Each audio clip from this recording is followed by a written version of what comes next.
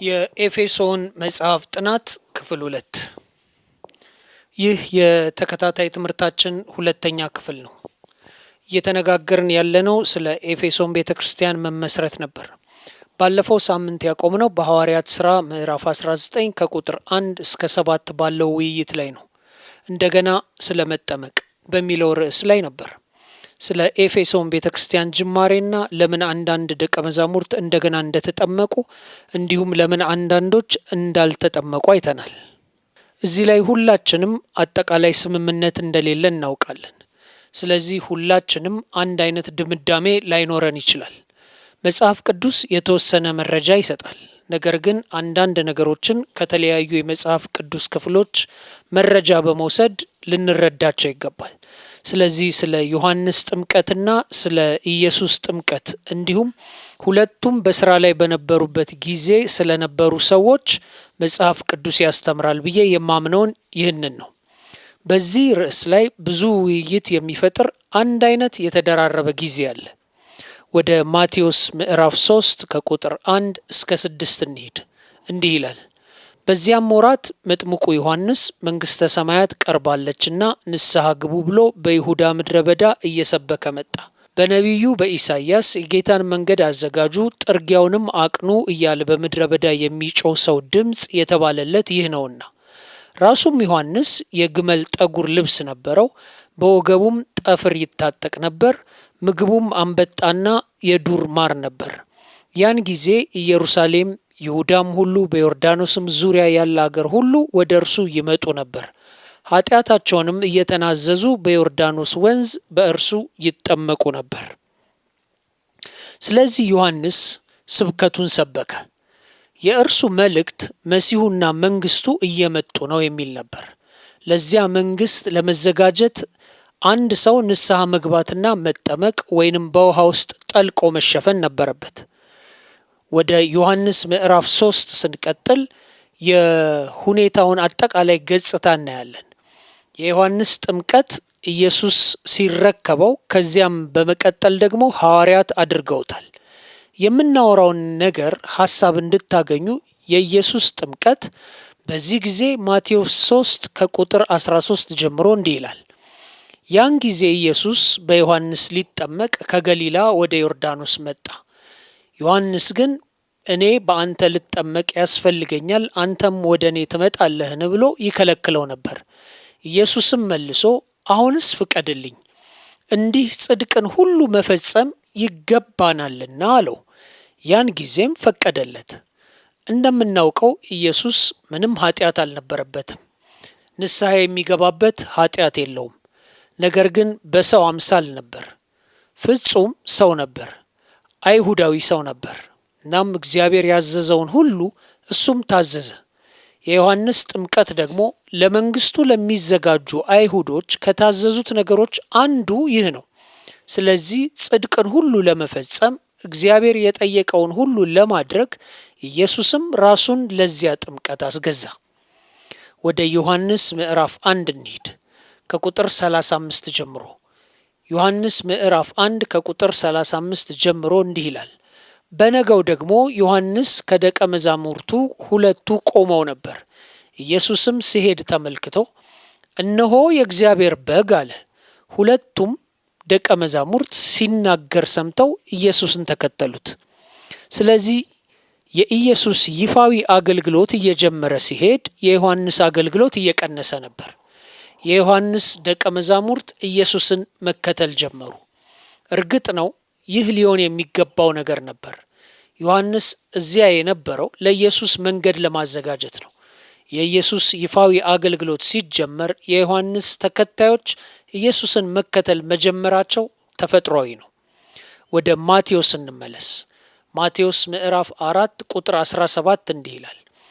ከዚያ ዘመን ጀምሮ ኢየሱስ መንግሥተ ሰማያት ቀርባለችና ንስሐ ግቡ እያለ ይሰብክ ጀመር።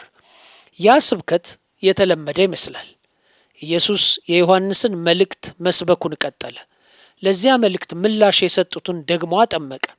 ስለዚህ ለተወሰነ ጊዜ ኢየሱስ ልክ ዮሐንስ ይሰብክ የነበረውን ተመሳሳይ ነገር ይሰብክ ነበር።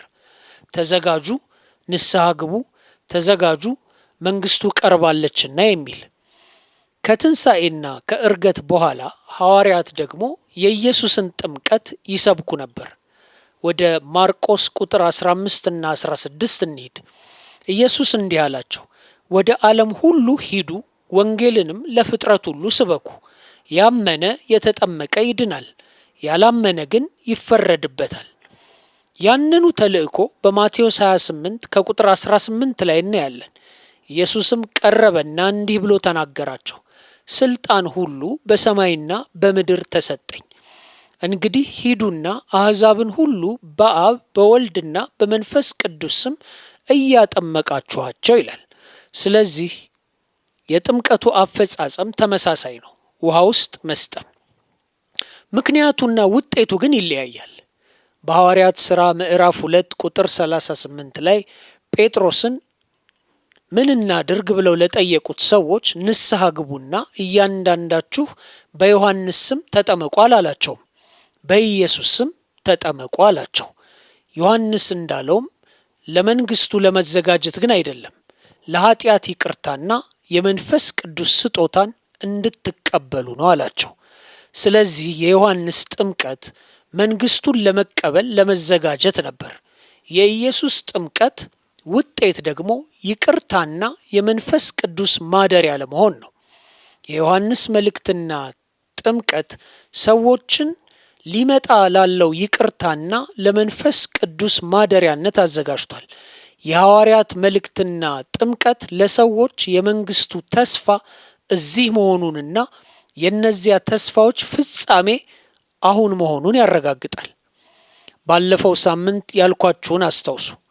ብዙውን ጊዜ በጥምቀት ጊዜ ስለሚሆነው ይቅርታ ሐሳብ ላይ እናተኩራለን። እውነቱም እንደዛ ነው። ነገር ግን ስለ መንፈስ ማደሪያነት ብዙም አናወራም። እንደነገርኳችሁ ለአይሁዶች ትልቁ ዜና የመንፈስ ማደሪያነት ነበር።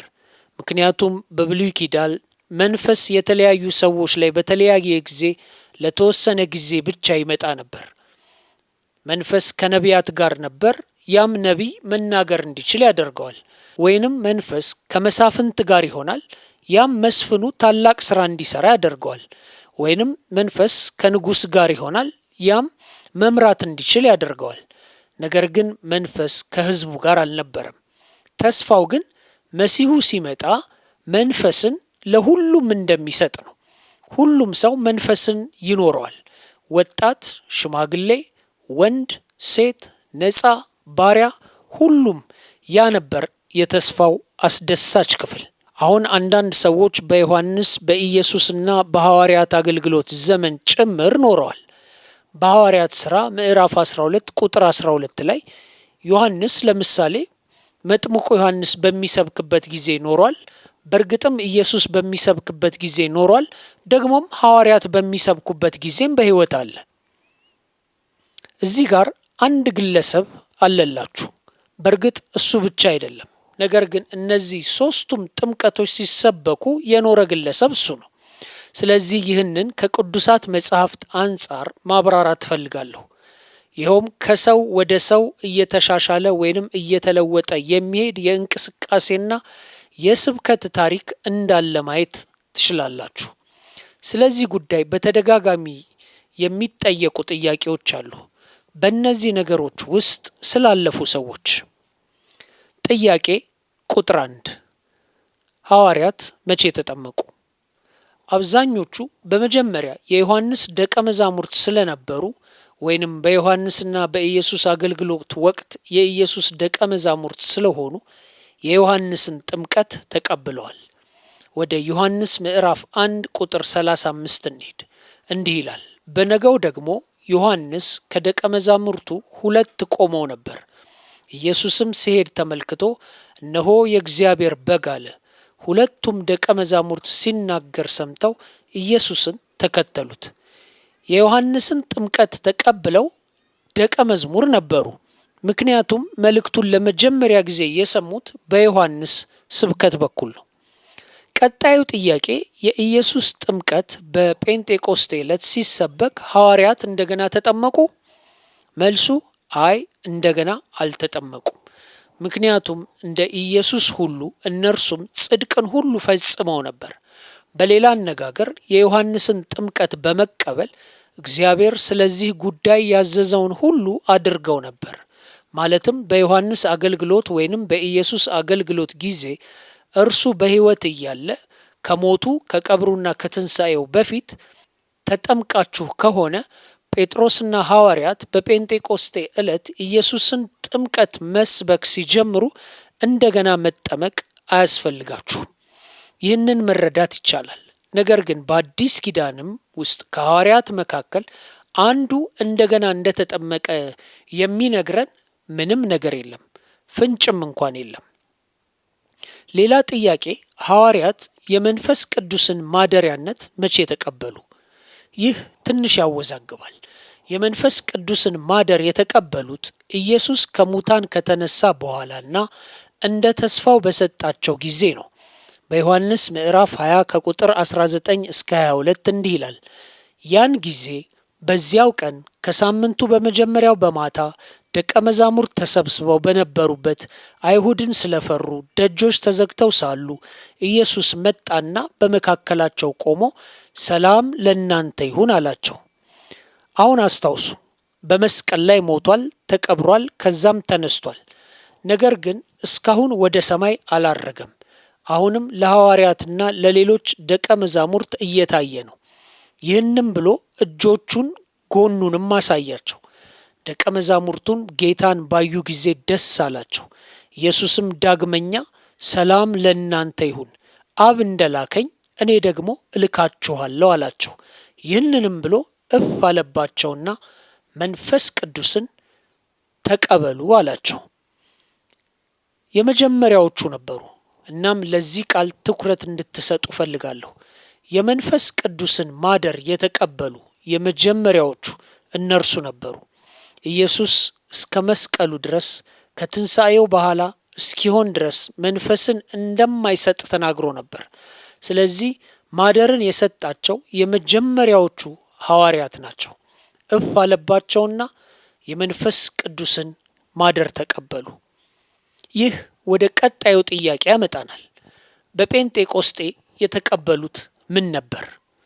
በጴንጤቆስጤ ኢየሱስ ከተነሳና ለ40 ቀናት ከታያቸው በኋላ ወደ ሰማይ ካረገ በኋላ ጌታ በመንፈስ ቅዱስ ኃይል አበቃቸው። እዚህ ጋር ተመሳሳይ ቃል እየተጠቀምኩ አለመሆኔን ልብ በሉ። ቅድም የመንፈስ ቅዱስን ማደር ሰጣቸው አልኩ። በጴንጤቆስጤ ግን ምን ሰጣቸው? በመንፈስ ቅዱስ መብቃትን። እስቲ ወደ ሐዋርያት ሥራ ምዕራፍ 1 ቁጥር 8 እንሂድ። ኢየሱስ እየተናገረ ነው። ነገር ግን መንፈስ ቅዱስ በእናንተ ላይ በወረደ ጊዜ ቃሉ ምንድን ነው? ኃይል እንጂ ማደር አይደለም። ኃይልን ትቀበላላችሁ፣ በኢየሩሳሌም በይሁዳም ሁሉ በሰማርያም እስከ ምድር ዳርቻ ድረስ ምስክሮቼ ትሆናላችሁ አለ። ወደ ምዕራፍ 2 ቁጥር 4 እንሂድ። እንዲህ ይላል፣ በሁሉም መንፈስ ቅዱስ ሞላባቸው። ይኸው ማብቃቱ መንፈስን ይናገሩ ዘንድ እንደሰጣቸው በሌላ ልሳኖች ይናገሩ ጀመር። ያ የኃይሉ መገለጫ ነው። በመንፈስ ማደርና በመንፈስ መብቃት መካከል ያለው ልዩነት መረዳታችን በጣም አስፈላጊ ነው። በዘመናችን መንፈስ ቅዱስ ስለሚያደርገውና ስለማያደርገው ነገር እንዲሁም እንደ ኢየሱስ ደቀ መዛሙርት ማድረግ ስለምንችለውና ስለማንችለው ነገር ግራ መጋባት ካለባቸው ዋና ዋና ምክንያቶች አንዱ በማደርና በማብቃት መካከል ያለው ውዥንብር ነው። ማደሩ ያለው ሁሉ መብቃቱ የለውም። ታዲያ ቀጣዩ ጥያቄ በመንፈስ ቅዱስ ማደርና በመንፈስ ቅዱስ ማብቃት መካከል ያለው ልዩነት ምንድን ነው? የመንፈስ ቅዱስ ማደር መሲሁ ሲመጣ እግዚአብሔር ከሁሉም ጋር እንደሚሆን የተሰጠው የተስፋ ፍጻሜ ነው። ስለዚህ የመንፈስ ቅዱስ ማደር ፍጻሜ ነው። በኢሳይያስ 44 ቁጥር 3 ላይ ኢሳይያስ መንፈስን ወይንም መንፈስ ቅዱስን ለሁሉም ተስፋ ይሰጣል። ኢሳይያስ 44 ቁጥር 3 እንዲህ ይላል፣ በተጠማ ላይ ውሃን በደረቅም መሬት ላይ ፈሳሾችን አፈሳለሁና መንፈሴን በዘርህ ላይ በረከቴንም በልጆችህ ላይ። በብሉይ ኪዳን ይህ ፓራሌሊዝም የምንለውን የግጥም አይነት ነው። በብሉይ ኪዳን ፓራሌሊዝም የሚባል የግጥም አይነት ነበር። ብዙ አይነት የግጥም ቅርጾች አሉ። ነገር ግን አንዳንድ ጸሐፊዎች አንድን ነገር በአንድ መንገድ ይናገሩና ከዚያም ያንኑ ሐሳብ በተለየ መንገድ ይደግሙታል። ስለዚህ ደረቅ መሬትን ስለ ማጠጣት ያወራል። ከዚያም ደረቅ መሬትን ማጠጣት ምን ያህል ወይም ምን ማለት እንደሆነ ደግሞ ያብራራል። ይህም መንፈስ ለሌላቸው ደረቅ ለሆኑ ሰዎች መንፈስን የመስጠት ዘይቤ ወይም ሜታፎር ነው። በሐዋርያት ሥራ ምዕራፍ 2 ቁጥር 39 ይህ የጴጥሮስ ስብከት አካል ነው። ወንጌልን ሰብኳል። ሕዝቡ ንስሐ እንዲገቡ፣ እንዲጠመቁ፣ ወንጌልን እንዲታዘዙ እየመከረ ነው። ከዚያም ምክሩን ይቀጥልና እንዲህ ይላል፣ የተስፋው ቃል ለእናንተና ለልጆቻችሁ ጌታ አምላካችንም ወደ እርሱ ለሚጠራቸው በሩቅ ላሉ ሁሉ ነውና፣ አይሁዳዊ ብትሆኑ ቅዱሳት መጻሕፍትን ብታውቁ ይህ ከእናንተ ጋር ይቆራኛል። ተስፋው ምን ነበር? ተስፋው ስለ መንፈስ ነበር። እንዴት ታውቃላችሁ? ጴጥሮስ እንዴት ታውቃላችሁ እያለ ነው። የምናውቀውን ለማወቅ እያደረግን ያለነውን ተመልከቱ። ማደሩን ሳይሆን የመንፈስ ቅዱስን ኃይል እያሳየን ነው። በሮሜ ምዕራፍ 8 ጳውሎስ መንፈስ ቅዱስን ማግኘት ለምን አስፈላጊ እንደሆነ ይገልጻል። እናንተ ግን የእግዚአብሔር መንፈስ በእናንተ ዘንድ ቢኖር በመንፈስ እንጂ በሥጋ አይደላችሁም። የክርስቶስ መንፈስ የሌለው ከሆነ ይህ ደግሞ የእርሱ ወገን አይደለም። ክርስቶስ በእናንተ ውስጥ ቢሆን ሰውነታችሁ በኃጢአት ምክንያት የሞተ ነው፣ መንፈሳችሁ ግን በጽድቅ ምክንያት ሕያው ነው። ነገር ግን ኢየሱስን ከሙታን ያስነሳው የእርሱ መንፈስ በእናንተ ዘንድ ቢኖር ክርስቶስ ኢየሱስን ከሙታን ያስነሳው እርሱ በእናንተ በሚኖረው በመንፈሱ ለሚሞተው ሰውነታችሁ ደግሞ ሕይወትን ይሰጠዋል። ስለዚህ አስፈላጊው ነገር የመንፈስ ተስፋ ለእናንተ ይሰጣል። ያ ለምን አስፈለገ? ያ ለምን ጠቃሚ ተስፋ ሆነ? ምክንያቱም ጳውሎስ እንዳብራራው ክርስቶስ ከሙታን ያስነሳው በክርስቶስ የነበረው መንፈስ፣ ያ መንፈስ በእናንተ ካደረ ኢየሱስ ከሙታን እንዳስነሳው ሁሉ ያ መንፈስ እናንተንም ከሙታን ያስነሳችኋል። በሐዋርያት ሥራ 19 ቁጥር 6 ይህ ኃይል እንዴት እንደተላለፈ እንማራለን። እንዲህ ይላል፣ ጳውሎስም እጁን በጫነባቸው ጊዜ መንፈስ ቅዱስ ወረደባቸው፣ በልሳኖችም ተናገሩ፣ ትንቢትም ተናገሩ። እነዚህ በኤፌሶን የተጠመቁት ሰዎች ናቸው። በኤፌሶን የተጠመቁት 12ቱ ሰዎች። አንዳንድ ሰዎች መንፈስ በእነሱ ላይ መጣ፣ ወደቀባቸው፣ ገባባቸው እያሉ ሁሉንም አይነት አገላለጾች ይጠቀማሉ። ነገር ግን የትኛው ማደር የትኛው ማብቃት እንደሆነ እንዴት እናውቃለን? ማብቃት እንደሆነ የምታውቁት ሁልጊዜ የኃይል መገለጫ ካለው ነው። ስለዚህ ሐዋርያት በጴንጤቆስጤ ማብቃትን አግኝተዋል። ይህንን እንዴት እናውቃለን?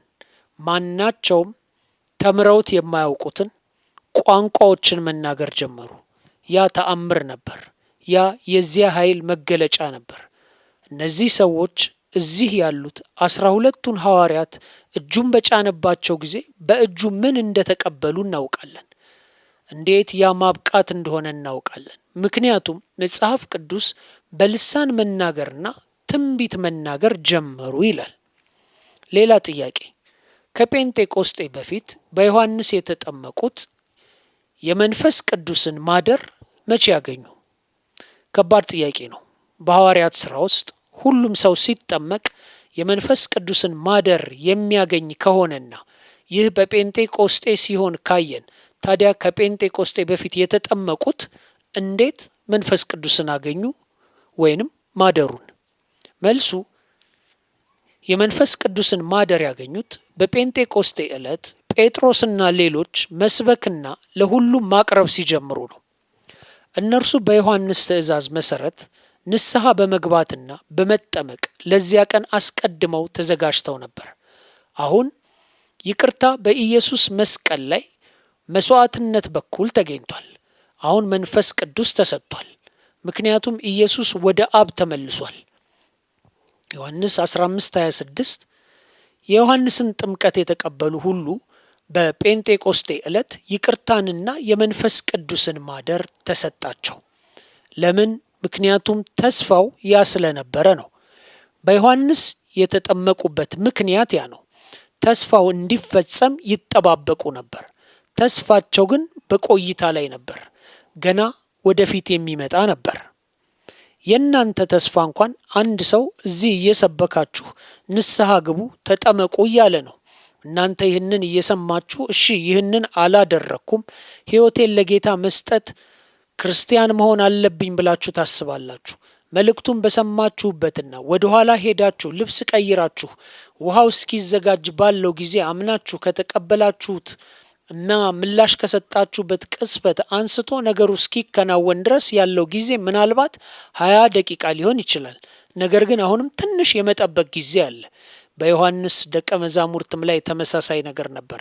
ተስፋው እስኪፈጸም ድረስ ብዙ ጊዜ ቆይተዋል።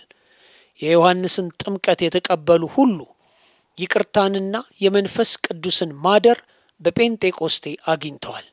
ምክንያቱም ቃል የተገባው ይህ ነው። አስቀድመው አምነውና ንስሐ ገብተው የዮሐንስን ጥምቀት በመቀበል ለተዘጋጁት የተደረገ ክፍያ ነበር። የዮሐንስን ጥምቀት ያልተቀበሉና ወንጌልን በጴንጤቆስጤ የሰሙ ሁሉ በኢየሱስ የእግዚአብሔር ልጅነት ማመን፣ ከኃጢአታቸው ንስሐ መግባት፣ መጠመቅ፣ በኢየሱስ ስም ማለቱን ልብ በሉ ይጠበቅባቸው ነበር። ከዚያም የኃጢአት ይቅርታን እና መቼ ያገኛሉ? ማደር ወይንስ ማብቃት? እስቲ ተናገሩ። ምን ያገኛሉ? ማደርን ያገኛሉ። እናንተ በተጠመቃችሁ ጊዜ ምን አገኛችሁ? ማደርን። ለምን እንደሆነ ታውቃላችሁ? ምክንያቱም ማብቃትን ተስፋ የሚሰጥ ምንም የወንጌል ክፍል የለም። በኢየሱስ ካመናችሁ ማብቃትን ትቀበላላችሁ የሚል ተስፋ የሚሰጥ የወንጌል ክፍል የለም። ተስፋው ማደርን ትቀበላላችሁ የሚል ነው። ምክንያቱም የማደር የመጨረሻ ዓላማ ሰውነታችሁን ለዘላለም ሕይወት ማነሳሳት ስለሆነ። ቀጣይ ጥያቄ በሐዋርያት ሥራ ምዕራፍ 19 ስለነበሩት ደቀ መዛሙርትስ ለምን እንደገና ተጠመቁ? እንደገና የተጠመቁት የዮሐንስን ጥምቀት ስለተቀበሉ ነው። ነገር ግን የተቀበሉት ከጴንጤቆስጤ በኋላ ነው። እነርሱ የተጠመቁት ለመጪው መንግስት እየተዘጋጁ እንደሆነ ለማሳየት ነው። ጳውሎስ ለይቅርታና ለመንፈስ ቅዱስ ማደር በኢየሱስ ስም እንደገና አጠመቃቸው። በትክክለኛው መንገድና ለትክክለኛው ምክንያት አደረገው። አንድ ሰው ተጠምቀሃል ስትለው አዎ ይልሃል። መንፈስ ቅዱስን ተቀበልክ ስትለው ሰውየው የምን መንፈስ? ስለ መንፈስ ሰምቼ እንኳን አላውቅም ይላል። ያኔ ወንጌልን በትክክል እንዳልሰማ ታውቃላችሁ። በእርግጥ ጳውሎስ ይህ በሐዋርያት የሚሰበከው የወንጌል ዋና ሐሳብ መሆኑን ተረድቷል። ስለዚህ ስለ እግዚአብሔር መንፈስና መንፈስን መቀበል ካልሰሙ በትምህርታቸው ውስጥ የጎደለ ነገር አለ ማለት ነው። ስለዚህ በግልጽ እንደገና ሊያስተምራቸው አስፈልጎት ነበር። ቀጣይ ጥያቄ የእነዚህ 12 ሰዎች አስተማሪ የሆነው አጵሎስ ለምን እንደገና አልተጠመቀም? ተማሪዎቹ ግን እንደተጠመቁ ለምን ተዘገበ? ማን የሚመልሳል? አጵሎስ የዮሐንስን ጥምቀት የተቀበለው መቼ ነው? ከጴንጤቆስጤ በፊት። ስለዚህ እንደገና መጠመቅ አላስፈለገውም። ነገር ግን በጴንጤቆስጤ ስለመጣው መንግስት በይበልጥ በትክክል መማር ብቻ ያስፈልገዋል። ተማሪዎቹ ግን የዮሐንስን ጥምቀት የተጠመቁት ከጴንጤቆስጤ በኋላ ስለነበር እንደገና መጠመቅ አስፈለጋቸው። ቀጣዩ ጥያቄ ዛሬ ላይ ይህ ለእኛ ምን ማለት ነው? ምክንያቱም ወንጌል ያ ነው፣ ምንም አልተለወጠም። ይህ ማለት በተሳሳተ መንገድ ከተጠመቃችሁ እንደገና መጠመቅ አለባችሁ፣ ወይንም አንድ ሰው እንደገና መጠመቅ አለበት ማለት ነው። ቅዱሳት መጽሐፍት በሚነግሩ መንገድ ካልተጠመቃችሁ መታዘዝ ጥሩ ይመስለኛል። ኢየሱስ ምን ለመፈጸም ነው ያለው? ጽድቅን ሁሉ። ምንም ኃጢአት የሌለበት እርሱ በአደባባይ መጥለቅን ራሱን አስገዛ። መገመት ትችላላችሁ። ምክንያቱም ጽድቅን ሁሉ መፈጸም አስፈላጊ እንደሆነ ስለተናገረ። ጽድቅን ሁሉ መፈጸም የምንጠቀምበትን መንገድ ግን ይጨምራል። ስለዚህ በተሳሳተ መንገድ ከተጠመቃችሁ፣ ተረጭታችሁ፣ ፈሶባችሁ፣ አንዳንድ ሰዎች ደግሞ የአእምሮ ጥምቀት ብቻ የውሃ ጥምቀትን የማይለማመዱ ቡድኖችም አሉ። ካመናችሁ ወደ አእምሮ ጥምቀት ትገባላችሁ ይላሉ። ነገር ግን በሐዋርያት ሥራ መጽሐፍ ውስጥ የውሃ ጥምቀትን የሚጠቅሱ 10 ቦታዎች አሉ። ከ10 የውሃ ጥምቀት ምሳሌዎች እንዴት ጥምቀት የአእምሮ ጥምቀት ብቻ ነው ብሎ መደምደም እንደሚቻል አላውቅም። ለተሳሳተ ምክንያት ከተጠመቃችሁ በኤፌሶን በነበሩት በእነዚያ 12 ሰዎች ላይ እንደነበረው እነሱ የተጠመቁት በትክክለኛው መንገድ ነው። መጥለቅ ቀጥተኞች ነበሩ፣ ትጉ ነበሩ። ትክክለኛው ማድረግ ፈልገው ነበር። ልባቸው ትክክል ነበር። ሆኖም ጳውሎስ ለብቻ ወስዶ ሙሉውን ወንጌል አስተማራቸው እና እንደገና አጠመቃቸው። ምክንያቱም በተሳሳተ መንገድ ተጠምቀው ነበር? አይደለም። ወደ ውሃ ጠልቀው ነበር፣ ግን እንደገና አጠለቃቸው። ምክንያቱም ያደረጉበት ምክንያት ለትክክለኛው ምክንያት ስላልነበረ ነው። ይህ በጣም የግል ነገር ነው። ሰዎች ጥምቀታቸውን እንዲጠራጠሩ ከበሮ እየመታው አይደለም።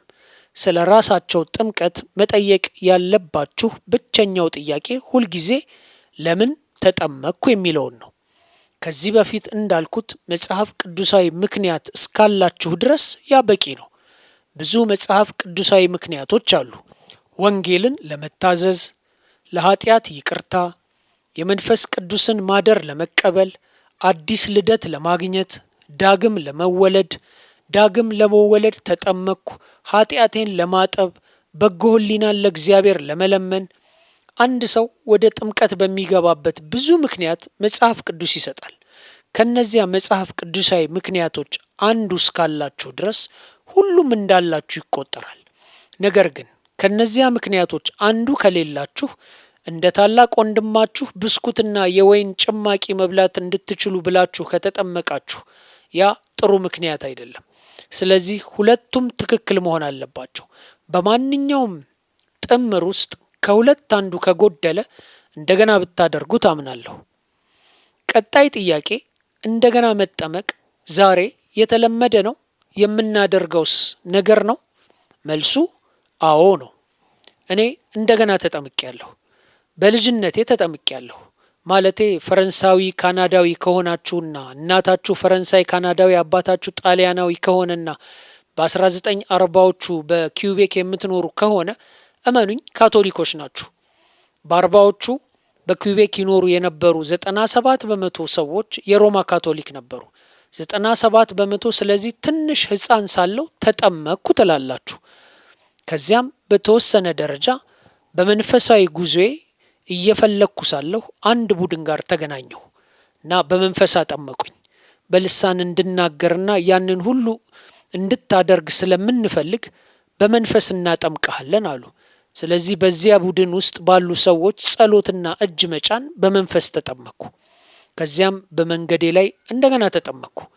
በዚህ ጊዜ በሐይቅ ውስጥ። ምክንያቱም እዚያ ያሉት ሰዎች የእኛም ቡድን መቀላቀል ከፈለክ ቡድናችንን የሚቀላቀል ሁሉ በዋናው ፓስተር መጠመቅ አለበት ስላሉ በሐይቅ ውስጥ በመጥለቅ እንደገና ተጠመቅኩ። ያ 3 ጊዜ ነው ማለት ነው። ጥምቀት የሰለቸኝ ይመስላችኋል? ከዚያም አንድ ቀን ከቤተ ክርስቲያን ሰባኪ ጋር እያጠናው ሳለ እንድጠመቅ እንዳልወተወተኝ አስታውሳለሁ። በቀላሉ ቅዱሳት መጽሐፍትን አሳየኝ። ቀላል ጥቅሶች ማቴዎስ 28፣ ማርቆስ 16፣ ዮሐንስ 3፣ የሐዋርያት ሥራ 2 ስለ ጥምቀት የሚናገሩትን እነዚያን ጥቅሶች ብቻ እና የእሱ ብቸኛ ጥያቄ ይህንን አድርገሃል የሚል ነበር። ተሳስተሃል አላለኝም፣ እንደዚያም አላለኝም። እንድታደርግ የምፈልገው ይህ ያንተ ጥምቀት እንደሆነ እንድታስብ ብቻ ነው። ይህ ምን እንደሚመስልና ከዚያ እነዚህን ጥቅሶች እንድታጠናና እዚያ የምታነበውን ጥምቀት ከራስ ጥምቀት ላይ እንድታነጻጽር እፈልጋለሁ አለኝ እና ተዛማጅ ከሆነ መልካም፣ ተዛማጅ ካልሆነ ግን መጽሐፍ ቅዱሱን ሳይሆን የተሳሳትከው አንተ እንደሆንክ መቀበል አለብህ አለኝ እና እንደኔ ላለ በተግባር ለሚመራ ለዓላማ ለሚነሳሳ ሰው ካጋጠሙኝ ከሶስቱም ጋር ምንም ተዛማጅነት እንደሌለው ማየት ቀላል ነበር። አንዱም እንኳን ተዛማጅነት አልነበረውም። በቀዝቃዛ የኖቬምበር መጨረሻ በመጨረሻ ወንጌልን ለመታዘዝና የኃጢአት ይቅርታ ለማግኘት ተጠመቅኩ፣ ፍጹም ተዛማጅ በሆነ መንገድ። ከዚያ ወዲያ ወደ ኋላ አይቼ አላውቅም። ከሌሎች ሰዎች ጋር ብዙ ጥናቶችን አድርጌያለሁ። እነሱም ለመሞት መጠመቅ አለብህ፣ ይህንን ማድረግ አለብህ ይላሉ። እኔ ተዛማጅ የሆነ ጥምቀት አለኝ። ስለዚህ ለሰዎች እንደገና የምናገረው የአንድን ሰው እምነት ለማናጋት አይደለም። ነገር ግን ይህ ራሳችሁን የምትጠይቁት ጥያቄ ከሆነ ተዛማጅ የሆነውን አድርጉ። የኔ ጥምቀት ምክንያቱና መንገዱ መጽሐፍ ቅዱስ ከሚለው ጋር ይዛመዳል? ጌታን የምንወድ ከሆነ እርሱን መታዘዝ የምንፈልግ ከሆነ ጽድቅን ሁሉ መፈጸም የምንፈልግ ከሆነ ያንን ተዛማጅነት ለማግኘት ማለም አለብን። የዛሬው ትምህርታችን ይህንን ይመስላል። ቃል እገባለሁ ጌታ ቢፈቅድና ሁላችን በሚቀጥለው ሳምንት እዚህ ካለን በትክክል ወደ ኤፌሶን ጽሑፍ እንገባለን። ለዛሬው ይበቃናል። ለሌሎች ሼር ማድረጋችሁን ላይክ ማድረጋችሁን አትዘንጉ። ሳምንት በዚህ ሰዓት እንገናኛለን። ተባረኩ።